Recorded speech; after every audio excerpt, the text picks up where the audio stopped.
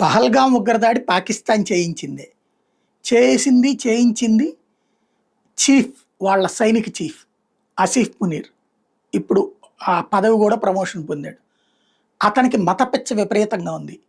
ముస్లిమేతరులు ప్రపంచంలో బతకూడదు అంటాడు. మతరాజ్యం కావాలంటాడు. ప్రపంచమంతా మతరాజ్యం కావాలంటాడు. అందుకోసమనినే భారత్ మీదన తొలి ప్రయోగం చేశాడు. మతం అడిగి చంపటం, తమ మతాన్ని అంగీకరించిన వాళ్ళని చంపడం, ఈవెన్ కల్మా చదివిన వాళ్ళను కూడా చంపడం. ఎందుకు అంటే అప్పుడు ఈ మతం తరపున నువ్వు స్వర్గానికి వెళ్తావు అని చెప్పడం. తద్వారా ఆ చంపినోళ్లలోనూ మత పిచ్చ రగిల్చాడు. అలాగే మత పిచ్చతో ఉండేటటువంటి వాళ్ళని చైతన్యపరిచి ఇట్లాగా తయారు చేయటం.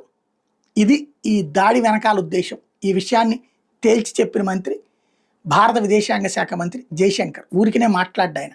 చాలా పకడ్బందీ సమాచారం ఉన్నప్పుడు మాత్రమే మాట్లాడతాడు.